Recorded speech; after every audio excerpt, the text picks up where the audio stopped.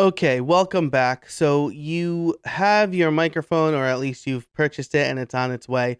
But are there other things that you should get for your microphone?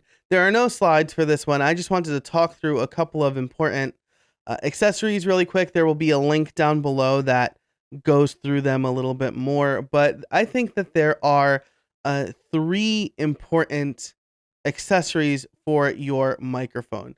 The first is a pop filter. Pop filters will slow the amount of air going into your microphone so that you have softer P and B sounds. Those are called plosives. So if I go plosive into the microphone, with a pop filter, you're not going to get that gust of air. Without a pop filter, you will get that gust of air. So it's going to make your audio sound a little bit rougher. So a pop filter, super important. You can find them pretty cheaply that just attach to the front of the microphone.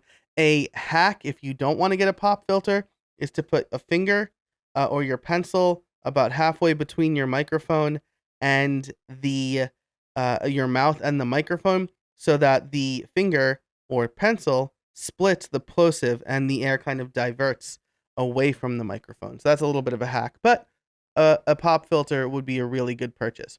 You can also get a boom arm. This is a boom arm right here. It allows you to move the microphone, keep it off of your desk, elevated, and it allows you to practice good mic technique. So when I podcast, my microphone is right here, and I'm talking directly into it, about a 4-finger distance away from the microphone. That is recommended.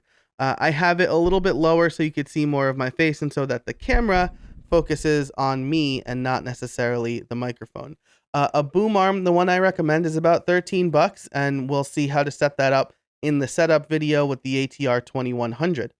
And finally, a shock mount is something that will absorb the vibrations if you strike your desk or shake the microphone. So as I do this, you're probably not hearing much shaking in the microphone.